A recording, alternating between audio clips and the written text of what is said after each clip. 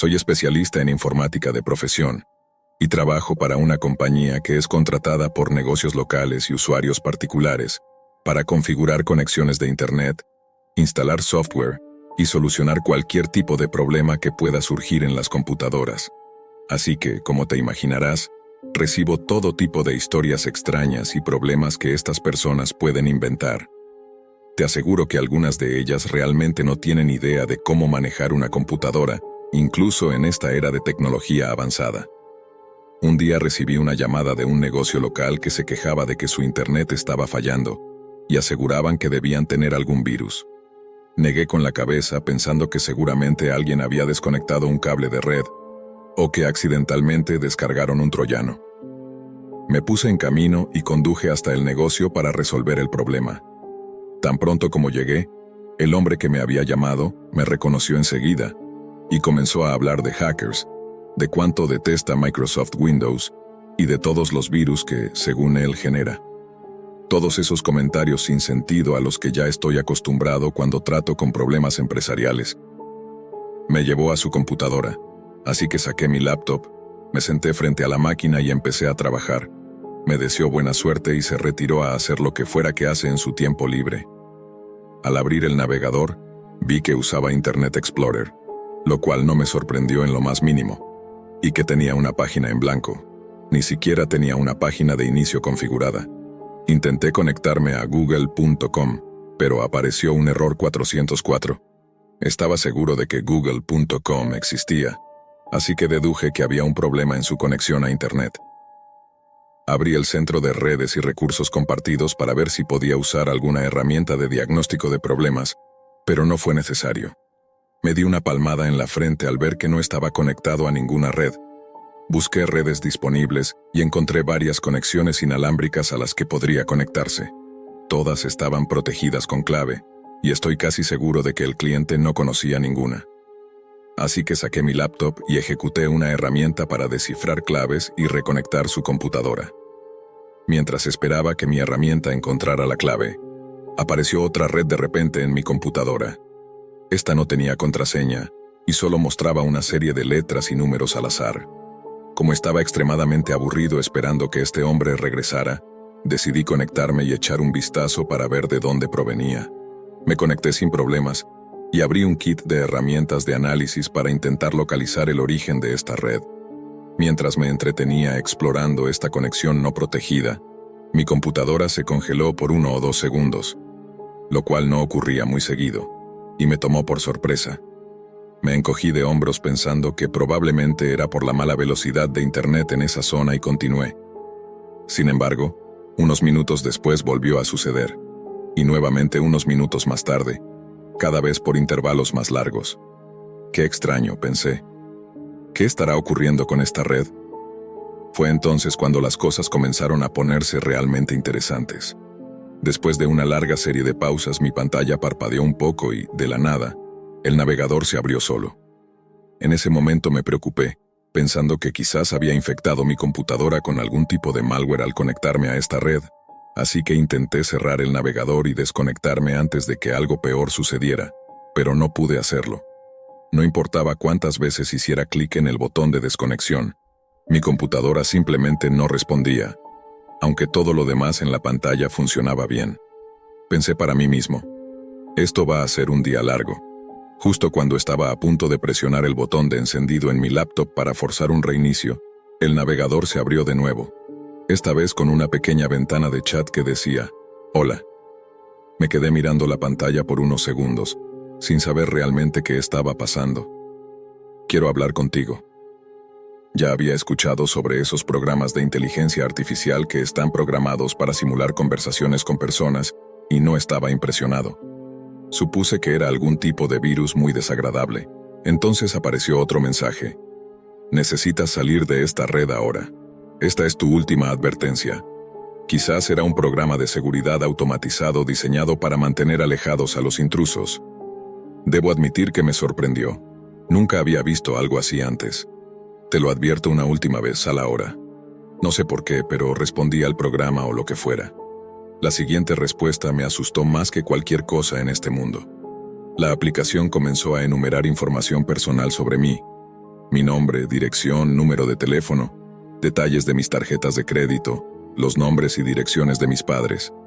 Mi corazón se hundió en el pecho, y todo el color abandonó mi rostro de inmediato.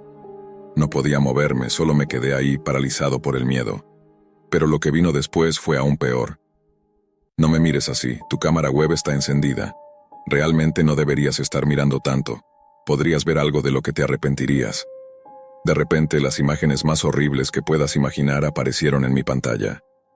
Imágenes de personas discapacitadas, sacrificios humanos, cuerpos desmembrados, caníbales devorando personas, y videos de suicidios masivos y fusilamientos. Mi corazón latía aceleradamente. Mi cuerpo temblaba de puro terror ante las imágenes que estaba viendo. Quedaron grabadas en mi mente. Son cosas que nadie debería ver. Reuniendo la poca fuerza que me quedaba, presioné el botón de encendido en mi computadora y la cerré de golpe. Corrí al baño y vomité un par de veces. Estaba cubierto de sudor y apenas podía controlarme. Me tomó unos 20 minutos volver a la computadora, y aún así me costaba acercarme a ella. Miré la computadora del cliente y estaba conectada a la red inalámbrica que había estado intentando descifrar antes, funcionando perfectamente. En ese momento, el cliente regresó y me agradeció por haber arreglado su internet. No dije nada, solo agarré mi laptop y me fui. Estoy publicando esto a través de un proxy, así que ni pienses en intentar algo ingenioso para localizarme. Ya tengo suficientes problemas con gente intentando dar conmigo como para preocuparme por eso también. Todo empezó hace algunos meses, cuando encontré una fuente confiable de anfetaminas en un mercado de la Deep Web, que no voy a mencionar. Vivo en un pueblo tan pequeño y monótono que ni siquiera los chicos de secundaria venden drogas. Esto es más aburrido que el mismo infierno, lo cual fue una de las razones por las que decidí pedir speed en internet en primer lugar. Siempre fui extremadamente cuidadoso. Protegía bien mis bitcoins y me aseguraba de no usar mi dirección real. Al principio solo recibía paquetes pequeños para mi consumo personal. Esto me facilitaba recibirlos en la casa de una anciana que vivía cerca. Su enfermera revisaba el correo bastante tarde, así que nunca había problema en recoger el speed antes de que se dieran cuenta. Sin embargo, mi consumo aumentó, y empecé a presentarles la droga a mis amigos cercanos. Finalmente, contacté al vendedor para hacer pedidos mucho más grandes, suficientes para distribuir localmente. Nos convertimos en algo así como socios en una cadena de suministro, y comencé a ordenar cantidades significativas de manera regular. Originalmente, las drogas venían en pequeños sobres acolchados, pero ahora debían enviarse en una caja de mayor tamaño. Los sobres siempre cabían en el buzón, pero una caja así tendría que ser dejada en la puerta principal. No podía permitir que el cartero se acercara a la entrada de la casa de una desconocida para tocar el timbre, así que pedí que comenzaran a enviar las drogas directamente a mí. Para ese momento, sabía que el vendedor era legítimo y confiable, así que darle mi dirección me parecía más seguro que otras opciones. Nos habíamos vuelto algo así como amigos casuales, y comenzamos a frecuentar las mismas comunidades de la Deep Web y a chatear cuando coincidíamos en línea. Mi vendedor era increíblemente gracioso a veces, y realmente parecía un buen tipo. Supongo que eso es parte de la razón por la que confiaba en él. Pero, al fin y al cabo, no es su culpa lo que ocurrió. Recientemente recibí un envío totalmente insatisfactorio. Las pastillas prensadas parecían normales al principio, pero tenían un sabor amargo, como harina, y eran muy frágiles. No producían ningún efecto. Me habían estafado, y cuando revisé el mercado, descubrí que las cuentas de mi vendedor habían sido cerradas. No dejó ningún mensaje para explicarlo. Supuse que simplemente me había robado, pero tampoco parecía algo que él haría. Me preguntaba si lo había juzgado mal. Ayer noté que una de sus cuentas estaba activa en uno de los pequeños foros de la comunidad que ambos frecuentamos. Le envié un mensaje privado de inmediato, y le pregunté si sabía que su último lote había sido un fraude total. Pasaron unos 25 minutos antes de recibir alguna respuesta, pero de repente comenzaron a llegar mensajes en cascada. Comenzó con esto: la persona a la que intentas contactar ha fallecido. Lo siento, era un ermitaño. Nadie ha tocado su puerta en todo el tiempo que he estado aquí. 3 semanas completas sin visitantes. No es broma, casi he terminado de comérmelo. Apenas tenía comida en la casa cuando lo maté, así que ni siquiera tuve que vaciar el refrigerador para almacenar su carne. Aún no he tenido que sacar la basura. No es algo gracioso. Le respondí acusándolo de llevar una broma extraña demasiado lejos y le dije que, como mínimo, me debía una explicación por el último envío. Su respuesta fue, harina de hueso. ¿Nunca has olido harina de hueso? ¿No tenías un jardín cuando eras niño o algo así? Pensé que sería obvio. El esqueleto es lo único que aún no he decidido cómo manejar. Me di cuenta de que podría resolver ese problema y también hacer una pequeña broma. Vamos, ¿no te parece una idea divertida?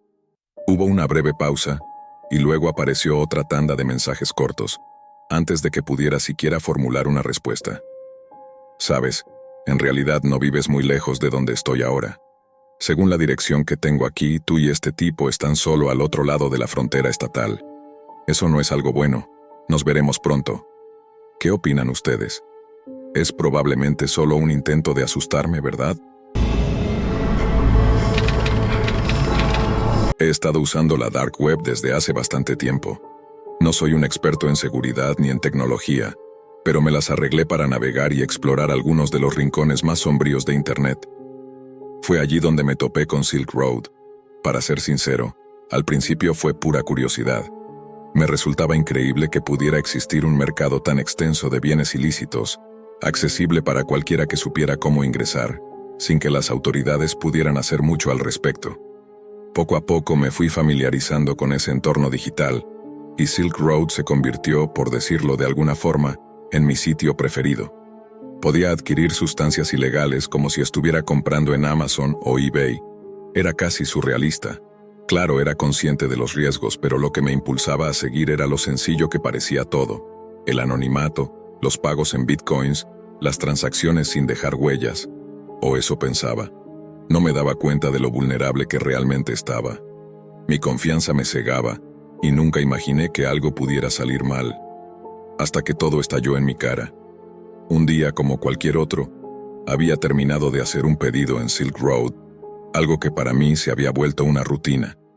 Estaba tranquilo, incluso entusiasmado, esperando recibir el paquete, como siempre. Todo era tan mecánico que ni siquiera me detenía a reflexionar sobre lo que estaba haciendo. Esa noche, después de un largo día de trabajo, me recosté en la cama y abrí Twitter para pasar el rato. No esperaba encontrar nada fuera de lo común, pero entonces vi que tenía un mensaje directo. El mensaje no provenía de nadie conocido. De hecho, el usuario ni siquiera tenía un nombre identificable. Era una cuenta genérica, sin foto de perfil, creada ese mismo día.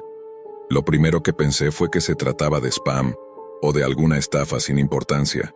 Pero cuando abrí el mensaje, mi corazón se detuvo. Sé lo que estás comprando en Silk Road. Eres un novato, no tienes ni idea de cómo proteger tu identidad. Te tengo. Si no me das lo que te pido, voy a entregarte a la policía. Me quedé paralizado como si me hubieran lanzado un cubo de agua fría. Miré la pantalla por lo que pareció una eternidad, intentando procesar lo que acababa de leer. ¿Cómo demonios sabía esta persona que yo estaba usando Silk Road? Lo primero que pensé fue que quizás había cometido un error.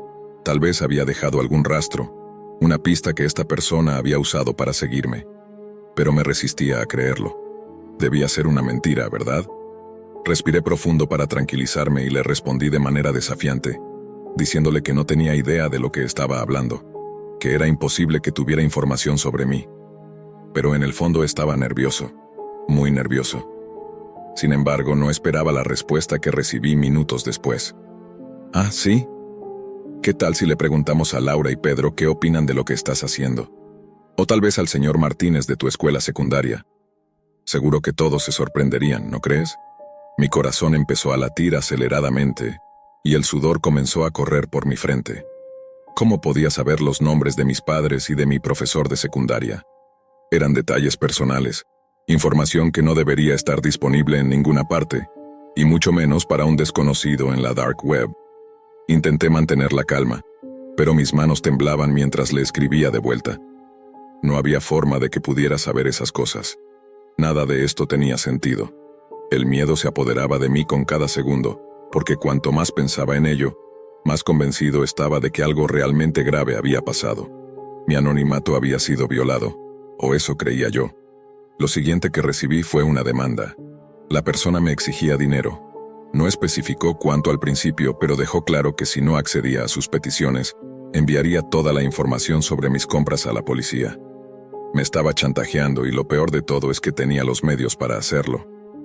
Sabía quién era, dónde vivía y quiénes eran mis padres. Conocía mi vida personal, como si me hubiera estado vigilando desde siempre. Mi mente empezó a correr a 1000 por hora. ¿Cómo había llegado hasta aquí? ¿Había sido mi culpa? ¿Cometí algún error al usar Tor? Siempre pensé que ese navegador era mi protección, que me hacía invisible, pero ahora todo parecía una mentira. ¿Acaso todo esto había sido una trampa? No podía pensar con claridad. Cada segundo que pasaba se sentía eterno. El miedo a ser descubierto, a que la policía apareciera en mi casa o que mis padres recibieran una llamada y descubrieran lo que estaba haciendo era insoportable. Estaba atrapado. Después de ese mensaje mi mundo comenzó a tambalearse. No sabía si debería pagarle, no quería ceder al chantaje, pero también tenía miedo de lo que podría hacer si no lo hacía. Sentía que mi vida podía derrumbarse en cualquier momento si esa persona decidía cumplir su amenaza. Mi única respuesta en ese instante fue bloquearlo, aunque no dejaba de pensar que tal vez había sido una reacción demasiado impulsiva. ¿Y si eso lo hacía enfurecer? La paranoia se apoderó de mí. Cada llamada telefónica, cada notificación en mi celular, me hacía saltar del susto. Me daba vueltas en la cama imaginando lo peor. Comencé a obsesionarme con la idea de que alguien me estaba vigilando. No podía estar en paz. Pasaba horas revisando mi historial de navegación, tratando de entender cómo había sido hackeado, cómo sabía tanto de mí. Me negaba a aceptar que pudiera ser solo por seguir una cuenta de Twitter, pero esa era la única explicación lógica que encontraba. Día tras día me encontraba pensando en eso, en cómo caí en la trampa de mi propia curiosidad. El miedo, la tensión constante, se convirtieron en una sombra que me perseguía. Incluso había momentos en los que me planteaba ir yo mismo a la policía, confesarlo todo y enfrentar las consecuencias, solo para librarme de la angustia de esperar a que algo terrible sucediera. Pero siempre me detenía, temiendo que eso solo empeoraría las cosas. Al final no pasó nada. Después de varios días y tras bloquear al chantajista, no recibí más mensajes. Fue como si todo se hubiera desvanecido, pero la tensión no desapareció. No sabía si esa persona estaba esperando el momento adecuado para atacarme, si estaba planeando algo más. Lo único que quedó fue el miedo y la certeza de que nunca más quería involucrarme con Silk Road o la Dark Web. Esa experiencia me dejó marcado. Fue un toque de atención demasiado cercano. Una lección que jamás olvidaré. No era tan invencible como había creído.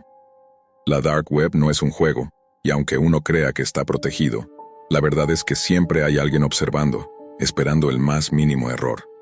Ahora cada vez que pienso en ese mensaje y en el miedo que sentí, me doy cuenta de lo ingenuo que fui.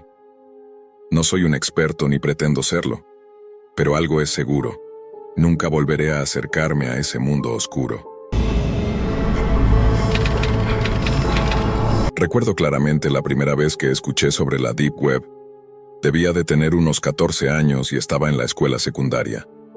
No era algo de lo que las personas hablaran abiertamente. Más bien parecía un rumor, una especie de leyenda urbana que solo unos cuantos conocían. Había oído que en esa parte oscura de Internet se podían comprar drogas, armas y quién sabe qué más. Era intrigante, sí, pero también aterrador. A esa edad mi curiosidad casi siempre superaba al miedo. Pero lo que sucedió después fue algo que hasta el día de hoy me resulta difícil de procesar. Una tarde, estábamos en la clase de computación. Era una de esas lecciones en las que el profesor no ponía mucha atención a lo que hacíamos, dejándonos libertad frente a la computadora. Mis amigos y yo nos aburríamos con facilidad, así que solíamos meternos en problemas explorando cosas que no deberíamos. Ese día no fue diferente. Uno de mis amigos, a quien llamaré Luis para proteger su identidad, sacó a colación la Deep Web. Al principio no le prestamos mucha atención, ya que habíamos escuchado esas historias antes, pero él insistió. Nos contó que había leído cómo acceder a esa parte oculta de Internet y que podríamos intentarlo. La idea de hacerlo en la escuela, con las computadoras del colegio, no parecía la mejor, pero ahí estábamos. tentados por la emoción de hacer algo prohibido. Luis nos convenció de que no sería gran cosa, que a lo mucho veríamos anuncios de drogas o armas ilegales. Yo, que en ese entonces tenía nula conciencia de los peligros reales de Internet, me dejé llevar. Esa fue mi primera gran imprudencia. No tenía idea de lo que nos esperaba. Entre risas nerviosas y miradas cómplices, comenzamos a buscar cómo acceder a la Deep Web. Luis, que parecía saber más que el resto, nos guió por un breve tutorial en Internet, usando proxies y Tor para protegernos. Aunque en retrospectiva todo fue muy improvisado. No teníamos idea en qué nos estábamos metiendo. Apenas comprendía lo que hacía, pero el corazón me latía con fuerza en el pecho, y cada paso que dábamos parecía llevarnos hacia algo desconocido y peligroso. Aún recuerdo cómo, al cargar la página de bienvenida de la Deep Web, nos miramos todos, nerviosos pero emocionados al mismo tiempo. Habíamos cruzado una línea. Al principio todo parecía más o menos como lo que Luis había dicho. Anuncios de drogas, armas, documentos falsos, cosas ilegales, sí, pero nada tan sorprendente considerando lo que habíamos oído. Por un momento pensé que nuestras mentes adolescentes habían exagerado un poco sobre ese lugar oscuro, pero entonces las cosas empezaron a cambiar. Uno de mis amigos, a quien llamaré Carlos, tropezó con un enlace que al principio parecía inofensivo. No decía mucho, solo algo sobre cocina avanzada. Nos pareció raro, pero no sospechoso. Al hacer clic, la página tardó unos segundos en cargar, y cuando finalmente lo hizo, lo que vimos nos dejó a todos paralizados frente a la pantalla. La página que habíamos abierto no era una simple guía de cocina. Era, sin exagerar, lo más aterrador que había visto en mi vida. No había recetas comunes ni platos esperables. Lo que contenía era una especie de guía detallada y gráfica sobre cómo cocinar a una persona, y no cualquier persona. Esa guía estaba dirigida específicamente a mujeres. Al principio pensé que debía de ser una broma de muy mal gusto, algo irónico o sarcástico, pero cuanto más leíamos, más evidente se volvía que no había nada de humor en esas palabras. Era un manual completamente serio y minucioso, con imágenes y descripciones detalladas sobre qué partes del cuerpo eran mejores para ciertos cortes. Jamás había sentido tanto horror en mi vida. Y lo peor de todo no era solo el contenido, sino el tono frío y calculador con el que estaba escrito. El autor de esa página hablaba como si describiera cómo deshuesar un pollo, pero hablaba de personas, de mujeres. Mis manos empezaron a temblar. Sentí que el aire me faltaba, como si alguien estuviera apretando mi pecho con fuerza. Mis amigos, que hasta ese momento se habían mostrado juguetones, estaban en completo silencio. En sus rostros podía ver que no sabían cómo reaccionar. Luis, el más valiente de todos, incluso se apartó de la computadora y murmuró algo como: «Esto es demasiado». Intenté apartar la vista de la pantalla, pero las imágenes seguían ahí, grabándose en mi memoria. Lo peor vino después, cuando seguimos leyendo. No se trataba solo de cortes y preparación. Había una sección que describía cómo mantener a la víctima con vida el mayor tiempo posible mientras se realizaba el proceso. Esa palabra proceso se repite una y otra vez en mi cabeza. Era inhumano. El nivel de detalle y el desprecio total por la vida humana era algo que nunca hubiera imaginado, y mucho menos que alguien pudiera publicar. Sentí náuseas. Por un momento pensé que iba a vomitar ahí mismo sobre el teclado de la computadora. No sabía qué hacer. Queríamos salir de ahí, pero algo nos mantenía atados, como si necesitáramos entender por qué existía algo tan monstruoso. El miedo nos paralizaba. Carlos fue el primero en reaccionar, cerrando la página de golpe, como si al hacerlo pudiera borrar lo que habíamos visto, pero el daño ya estaba hecho. Nos quedamos en silencio por lo que parecieron minutos interminables, sin que ninguno se atreviera a hablar, como si al decir algo pudiéramos hacer real lo que habíamos presenciado. Finalmente, Luis fue el primero en romper el silencio. «Tenemos que salir de aquí», dijo en un susurro apenas audible, y sin pensarlo dos veces apagamos las computadoras. No sé cuánto tiempo pasó desde que cerramos esa página hasta que salimos de la clase de computación. Las horas siguientes fueron como una especie de niebla. Recuerdo caminar por los pasillos de la escuela, mirando a la gente a mi alrededor y preguntándome cómo era posible que en algún rincón del mundo hubiera alguien capaz de escribir algo así. No podía procesarlo. Nadie podía. Esa noche no dormí. Cada vez que cerraba los ojos, las imágenes volvían, y los textos fríos y clínicos resonaban en mi cabeza. Me sentía sucio, culpable por haber entrado en ese lugar, aunque fuera por curiosidad. Sabía que nunca volvería a ser el mismo. Al día siguiente, mis amigos y yo evitamos el tema. Nadie quería hablar de lo que habíamos visto.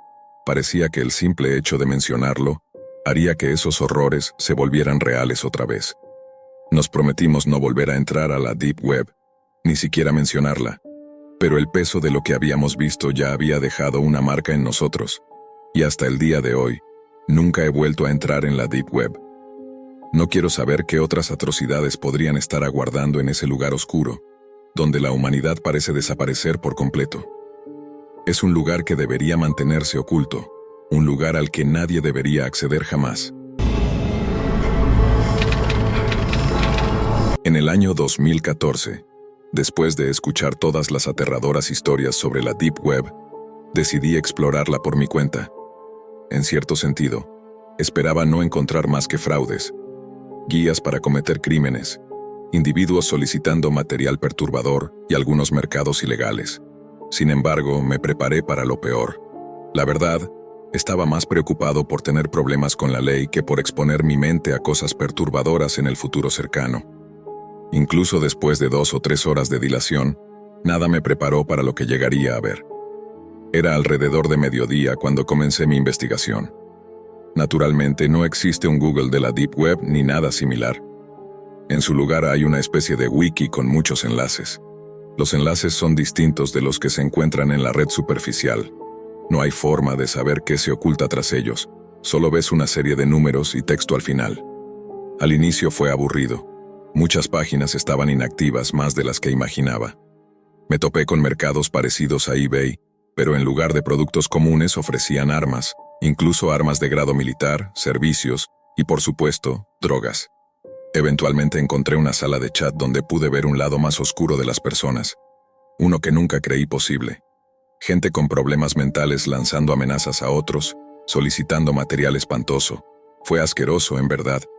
2 horas después, tropecé con un sitio que puso fin a mi pequeña exploración en lo que considero el vertedero de la conciencia humana. Era una página de culto, quizás, aunque ofrecía poca información más allá de un correo electrónico y alguna verborrea religiosa.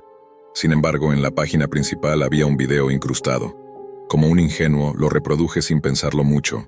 La grabación era de mala calidad, probablemente filmada a principios o mediados de la década de 2000. Mostraba a un hombre con una máscara y un cuchillo. Tan pronto como apareció esa escena, surgió otra.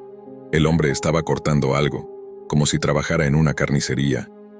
Fue entonces cuando comprendí que el cuerpo era bípedo y sin pelo. Era un ser humano.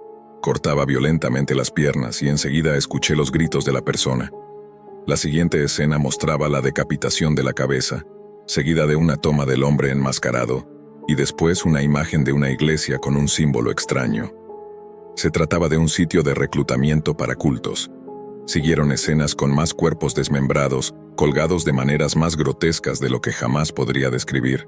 Apagué la computadora poco después y me alejé de ella por un buen tiempo. Esa fue mi primera y última visita a la Deep Web, y nunca he considerado volver a entrar. Así que me decidí a explorar la Deep Web, o la Dark Web como prefieras llamarla. Ya sabes de lo que hablo. El nivel más profundo y oscuro de Internet, el sitio donde las patologías florecen y donde abusadores, vendedores de drogas, traficantes de armas y asesinos de alquiler convergen. Mi propósito, llámalo una curiosidad morbosa, era encontrar el contenido más extremo disponible.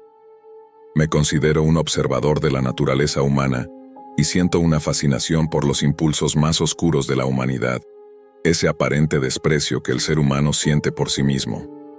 Quería explorar las profundidades de su depravación y ver qué podría descubrir.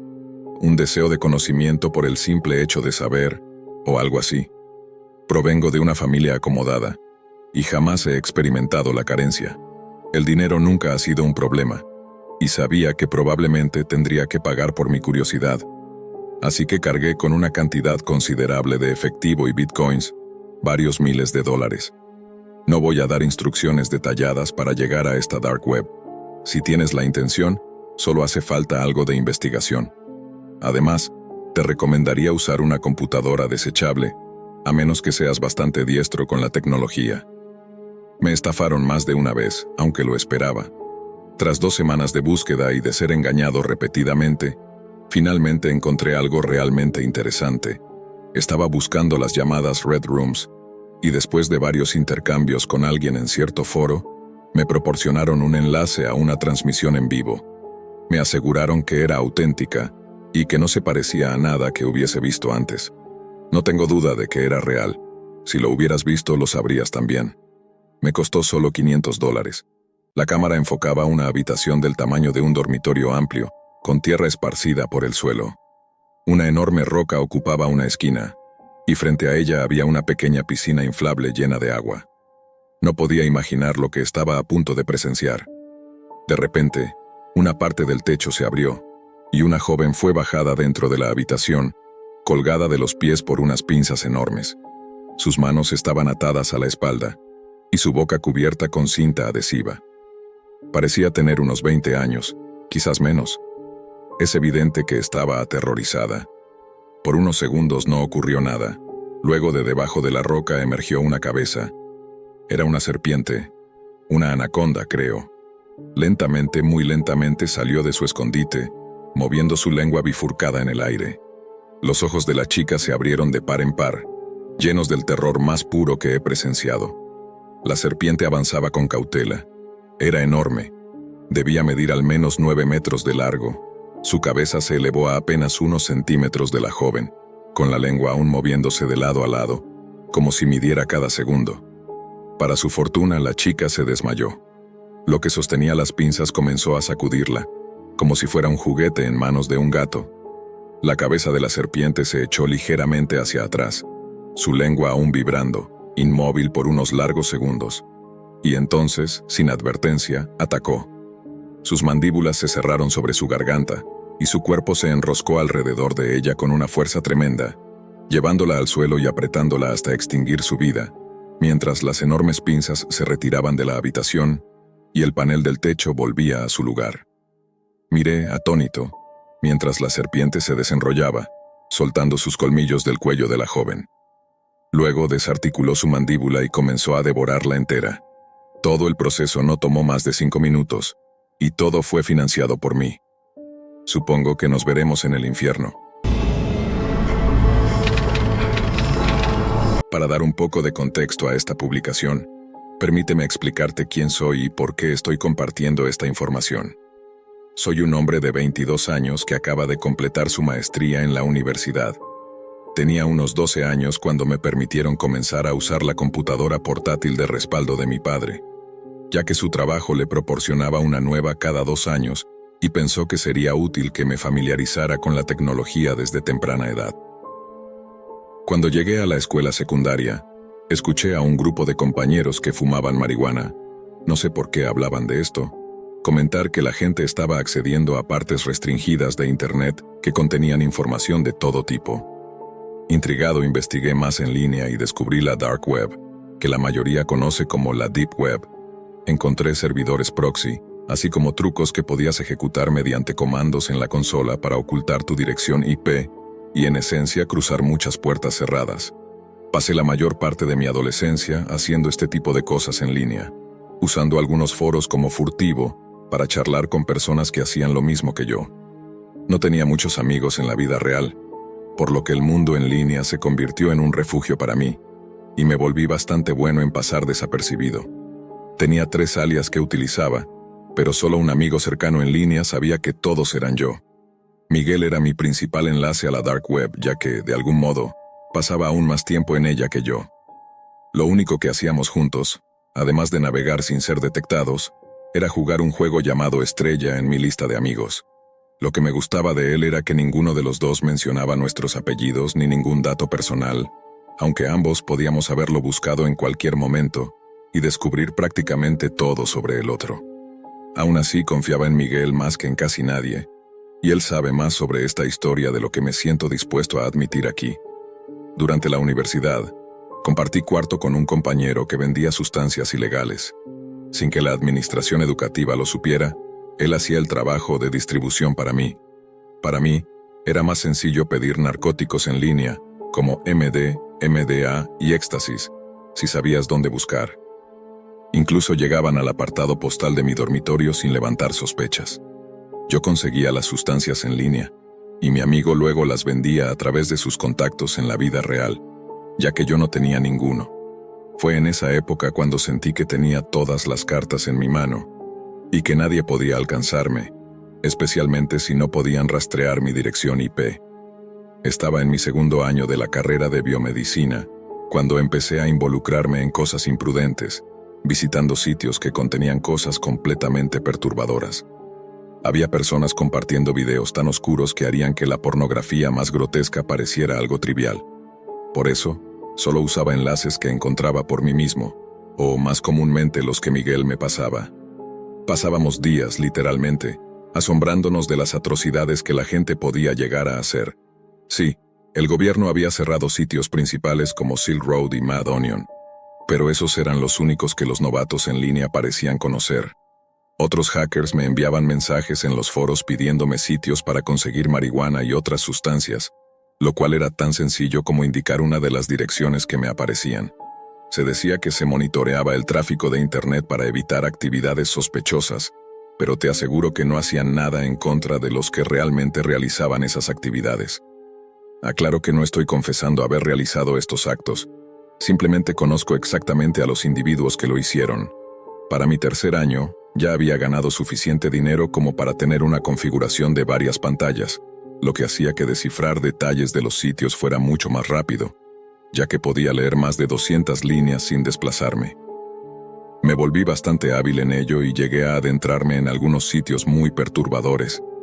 Incluso hablé en salas de chat con algunos de los administradores de estos sitios, y te sorprendería lo normal que parecería el dueño de un sitio de contenido prohibido si no supieras de sus actividades. Me volví más curioso, aunque fue una completa estupidez de mi parte. Después de casi 10 años navegando sin problemas por la Dark Web, o Deep Web, como prefieren llamarla los usuarios más veteranos, me uní a Miguel y a algunos otros en una sala de chat, donde simplemente observábamos y compartíamos algunos sitios perturbadores. Puede sonar extraño, pero para mí era algo casi cotidiano. Miguel y otro contacto hablaban de un sitio al que ninguno había logrado acceder debido a su encriptación, excepto por una sola persona que sospechábamos podría tener una condición de tipo autista, ya que compartió con nosotros algo que era, sin duda, lo más repulsivo que había visto. Para quienes han llegado hasta aquí, esta es la razón por la que publico esto. Ese sitio es, en mi opinión, el rincón más repulsivo y podrido de la Dark Web, una cicatriz que llevo hasta el día de hoy y que nunca podré borrar. Quiero advertir a los lectores una vez más, esto no es para los sensibles ni para aquellos que piensan que pueden soportar cualquier cosa. No compartiré la URL del sitio, ya que no quiero que esta publicación sea eliminada, ni que ese sitio reciba la más mínima atención. Dicho esto, puedo mencionar que tenía un subtítulo en el HTML que dejaré a otros para que lo investiguen si lo desean. La mayoría se refería a este sitio como cuerpo helado. Este mismo chico con características autistas en la sala de chat le dio a Miguel y a mí la URL encriptada, pero estaba tan entusiasmado de haber accedido por su cuenta que no nos pasó la desencriptación. Así que Miguel y yo tuvimos que completar el proceso manualmente. Intentamos durante horas, y aunque llevábamos años haciendo esto, nunca habíamos visto un código así. Al final de la noche dejamos el intento. Dejé la consola abierta y me fui a fumar un cigarrillo, mientras Miguel se quedó en el chat para que luego jugáramos a una versión modificada de Estrella en PC. Cuando regresé, noté que su micrófono estaba silenciado, algo raro para nosotros, ya que nunca ocultábamos nada entre nosotros. Esperé unos minutos, pensando que quizás estaba ocupado, pero nada ocurrió. Con el cannabis recorriendo mi sistema me senté y le di otro vistazo al código, convencido de que había algo. Me preguntaba qué me había perdido en el código. Lo había desencriptado completamente, y simplemente lancé la URL. Mi computadora comenzó a procesar durante un rato hasta que finalmente se abrieron unas 21 ventanas en mis dos monitores, todas ellas mostrando líneas de código que se ejecutaban en el depurador que había instalado. A pesar de contar con 32 GB de memoria RAM, la computadora hacía más ruido que nunca mientras trabajaba en esto. Pensé que tendría que hacerle overclock al sistema para seguir adelante, pero no estaba con ánimo de hacerlo después de haber fumado tanto. Me preparé para un reinicio forzado, justo antes de que mis monitores se apagaran y encendieran al mismo tiempo. Fue entonces cuando empecé a sentir paranoia, con ganas de dejarlo todo. Ojalá lo hubiera hecho. Las ventanas comenzaron a cerrarse, quedando solo 4, y 2 de ellas eran sitios comunes de la Deep Web, probablemente utilizados por el administrador para redirigir direcciones IP. Era la primera vez que veía un sitio que hacía algo así. Todo el texto estaba en un rojo oscuro y el diseño era muy básico, algo que me sorprendió para un sitio con ese nivel de seguridad. La ventana principal tenía solo un breve mensaje en la pantalla. Si has llegado hasta aquí, sabes lo que te espera.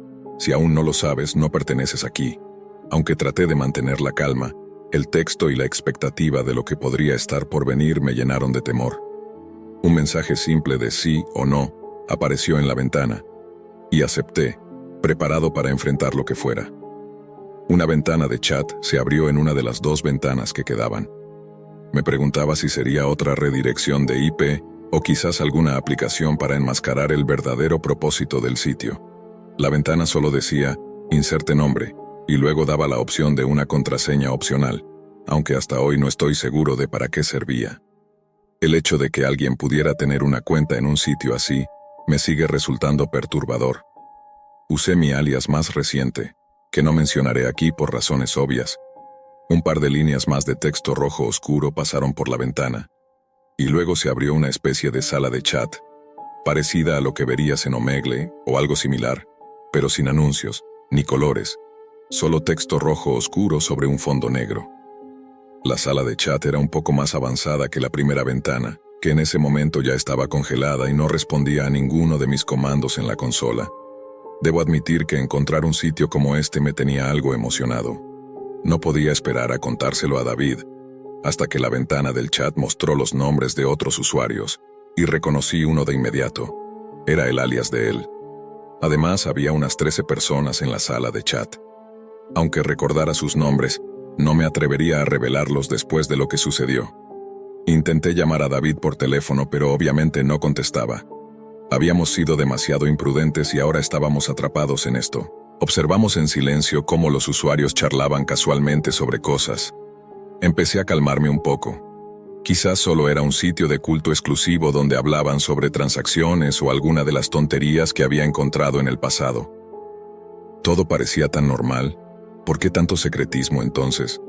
La primera ventana, que aún estaba en blanco, de repente comenzó a cargar un archivo de video. Un video perturbador al parecer, lo que podía explicar el alto nivel de seguridad, aunque no el diseño tan sencillo. Ojalá todos estos pensamientos hubieran pasado por mi mente en ese momento, si no hubiera estado lo suficientemente estúpido como para drogarme antes de entrar. Estuve tentado a preguntar a los otros usuarios de qué trataba el video, pero temía que eso me delatara como alguien que no debía estar allí. David tampoco había dicho nada, así que decidí mantenerme en silencio. Finalmente reuní el valor para preguntar, ¿para qué estamos todos aquí? Traté de sonar lo más despreocupado y algo ingenuo. Nadie respondió. De hecho, nadie dijo una palabra más. David permanecía en silencio, aunque asumí que me había visto en la sala de chat. El video finalmente dejó de cargarse y comenzó a reproducirse. Algunos usuarios empezaron a compartir mensajes, mostrando su anticipación mientras la imagen de un sótano oscuro y gris comenzaba a tomar forma en la pantalla. La resolución del video era bastante baja al inicio, pero fue mejorando después de unos 30 segundos. La verdad es que estaba asustado. No había nadie más en la casa, ya que mis compañeros de cuarto se habían ido de vacaciones, y yo no volvería a casa en al menos 2 semanas. Estaba completamente solo, en la oscuridad, con el sonido ambiente de lo que fuera que estaba ocurriendo detrás de la cámara en el video. Pasaron unos 4 o 5 minutos mientras observaba, esperando a que algo sucediera. Finalmente apareció un hombre en la pantalla, sosteniendo una pizarra con letras en un idioma extranjero, y debajo la inscripción Cuerpo Frío. El tipo era intimidante, bastante corpulento, con una barba descuidada que recordaba a la de un motociclista. Comenzó a hablar, aunque al principio no pude entender nada. Parecía que hablaba en chino, pero no estoy seguro. No soy experto en idiomas, Afortunadamente, había otra persona junto a él que empezó a hablar en inglés de manera torpe. «Hola, usuarios. Bienvenidos al show de Cuerpo Frío», creo que dijo. Honestamente, estaba más intrigado que asustado en ese momento, ya que el video parecía algo que podría ser aún peor de lo que estaba mostrando en pantalla. Pero esa sensación de normalidad no duraría. El hombre que hablaba inglés de repente comenzó a llorar desesperadamente frente a la cámara, moviéndose de un lado a otro como si estuviera en una situación de completa desesperación. El hombre con la pizarra le gritó algo en chino, antes de que otro sujeto apareciera en la escena y colocara una pistola en la cabeza del que estaba llorando. Antes de que pudiera darme cuenta de lo que estaba pasando, el hombre disparó. No se detuvo ahí. Mantuvo el cañón en la sien del hombre muerto y continuó disparando repetidamente, cada tiro rociando sangre y supongo pedazos de cráneo. Al principio pensé que era un video de impacto, una de esas grabaciones perturbadoras pero superficiales. Sin embargo, cuando miré nuevamente la ventana del chat, me di cuenta de la verdadera naturaleza de lo que estaba presenciando. Los usuarios estaban comentando sobre qué hacer a continuación. Los mensajes estaban en varios idiomas, pero los que leí en inglés decían, «Dispárale otra vez». Fue entonces cuando comprendí que no estaba viendo un simple video de impacto ni algún tipo de grabación prohibida escondida detrás de un proxy. Estaba viendo una transmisión en vivo donde personas eran asesinadas frente a mí. Todos los presentes en el chat estábamos siendo testigos. Escribí en el chat, «Malditos enfermos, ¿qué están haciendo?», pero mis mensajes no recibieron respuesta, ya que muchos otros estaban llenando la sala de chat con mensajes en idiomas que no podía comprender. Luego trajeron a otra persona frente a la cámara. Esta vez, la persona ya estaba llorando y tratando desesperadamente de liberarse de las cuerdas que le ataban las muñecas y los tobillos.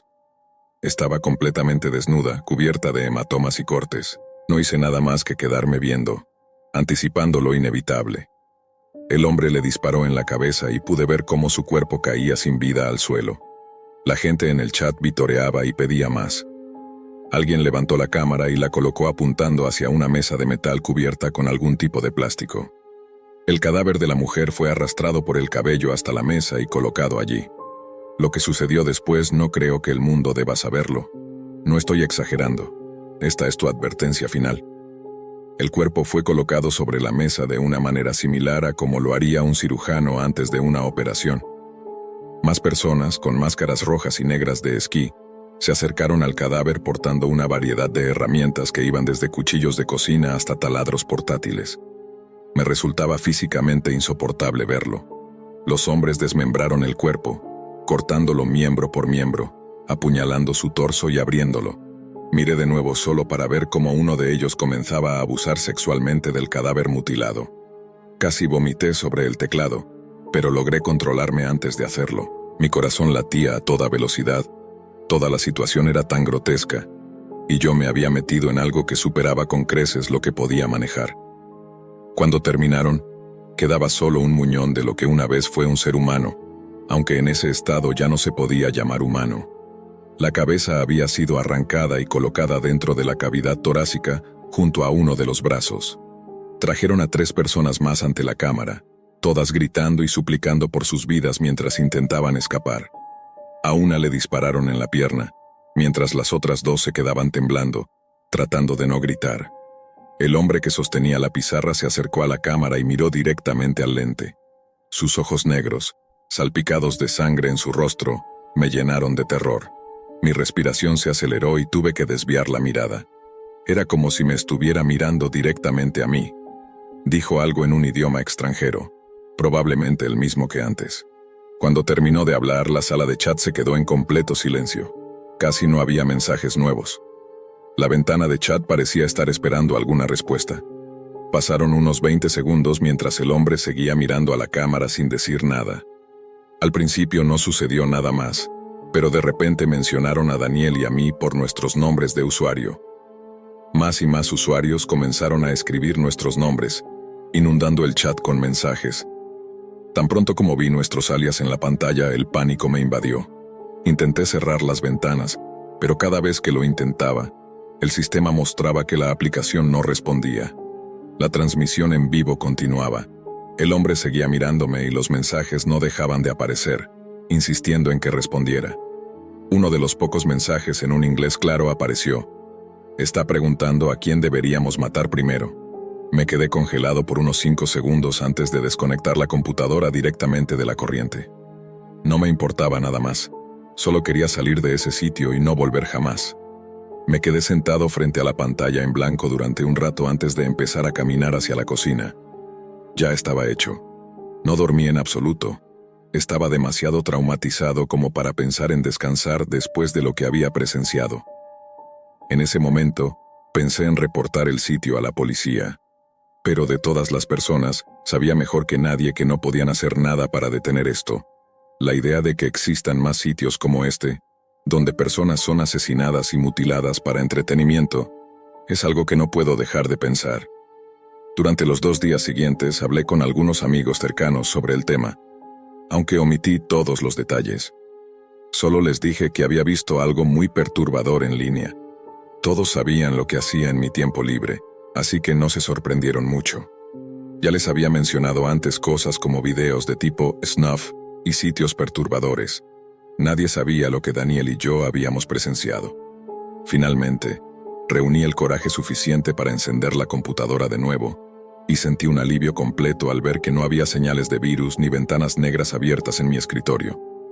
Inmediatamente revisé si Daniel me había dejado algún mensaje en RAD. Tenía varios mensajes de él, y algunos incluían archivos adjuntos. Lo primero que llamó mi atención fueron esos archivos adjuntos. Eran fotos mías, robadas de mis perfiles de Facebook y de mi correo electrónico. Había fotos de mi antigua escuela, de la universidad e incluso de mis amigos. Los mensajes que seguían incluían mis direcciones, correos electrónicos, alias en línea e incluso los nombres de los miembros de mi familia. Mi dirección IP estaba al final del mensaje, y fue entonces cuando entendí lo que estaba pasando. La última imagen era una foto mía con mi expareja, con su dirección IP y otros datos superpuestos en la parte superior de la imagen. No había forma de que me hubieran rastreado tan fácilmente. Me tomé unos minutos para calmarme antes de escribir de vuelta. ¿Qué fue lo que pasó? ¿Quién eres? No obtuve ninguna respuesta, y hasta el día de hoy sigo sin tenerla.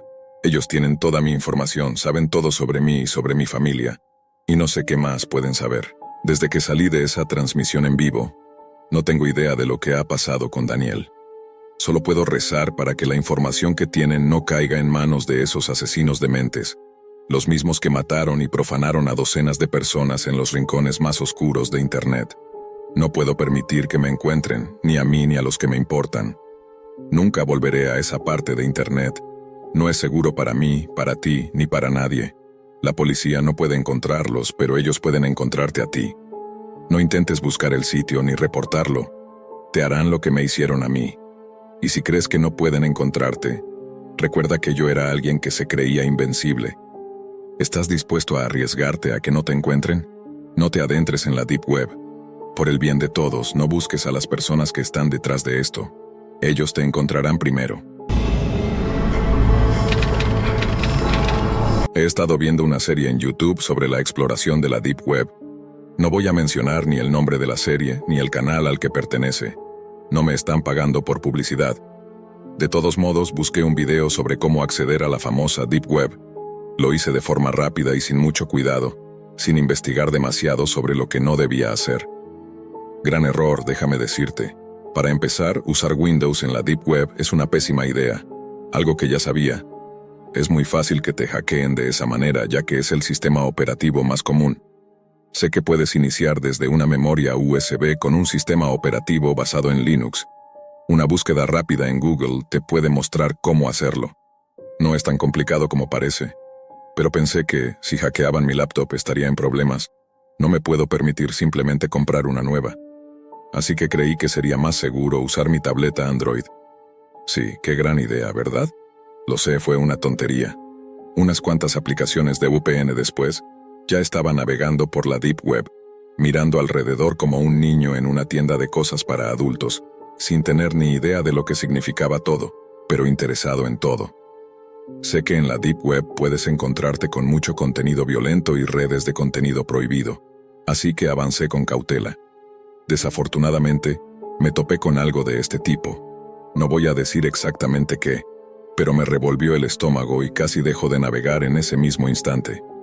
De hecho, me alejé de la pantalla por unos minutos, lo atribuí a la mala suerte y decidí ser más cuidadoso. No tengo el menor interés en ese tipo de cosas, ni de lejos.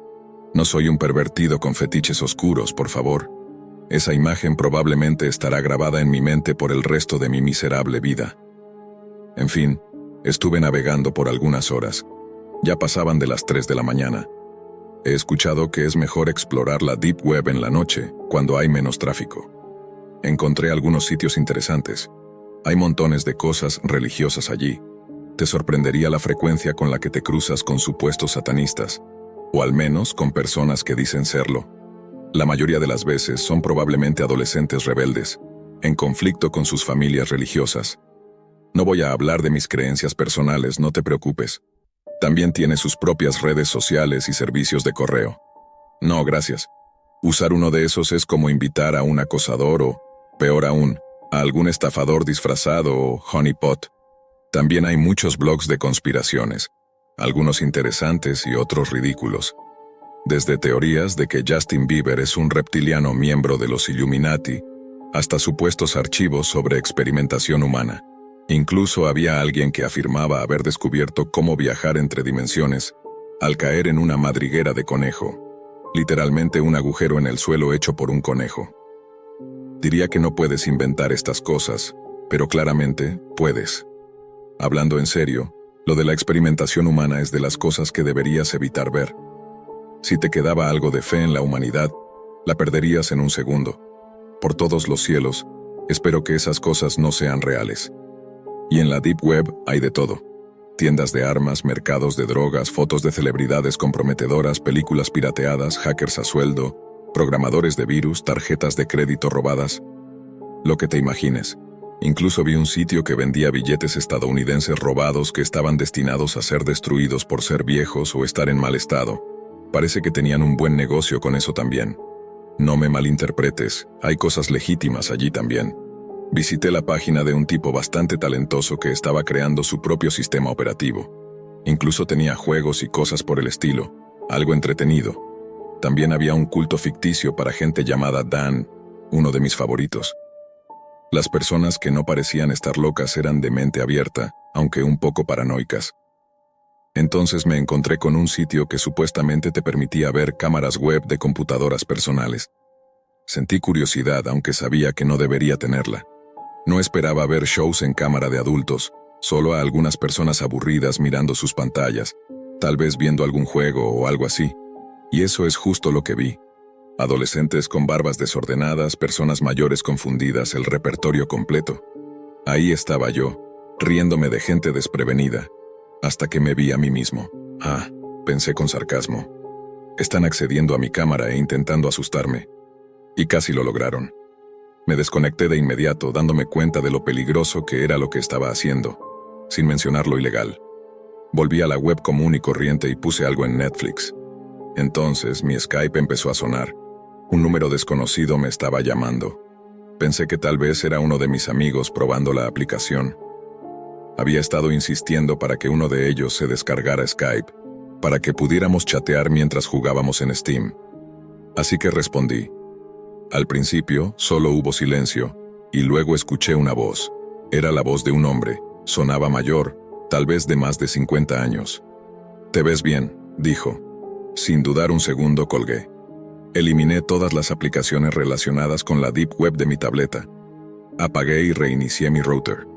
No tengo ni la más mínima idea de cómo ese tipo consiguió mi número de Skype, y para ser honesto no quiero saberlo.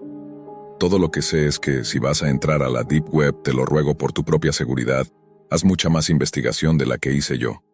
Habla con alguien que sepa cómo configurar una VPN adecuada o algún otro método seguro para proteger tu identidad.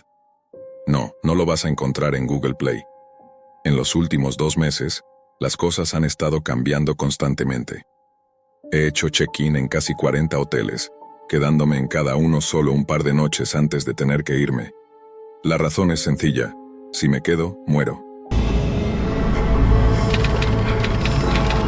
Permítanme empezar explicando por qué estoy contando esto. Tengo 25 años y mi vida es tan aburrida como puedas imaginar. Me despierto, voy al trabajo, regreso a casa y repito. Es el mismo ciclo cada día, como si estuviera atrapado en un círculo interminable de monotonía. Nada emocionante sucede, por supuesto. Sabía que necesitaba hacer algo para llenar ese vacío constante, esa rutina que me estaba desgastando poco a poco. Trabajaba en una oficina común, rodeado de colegas comunes. Sin embargo, había uno que se destacaba un poco más. Lo llamaremos Leo, para proteger su identidad.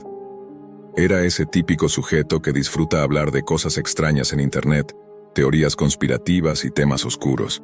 Un día, durante una de esas conversaciones para escapar del aburrimiento, mencionó algo que capturó mi atención de inmediato.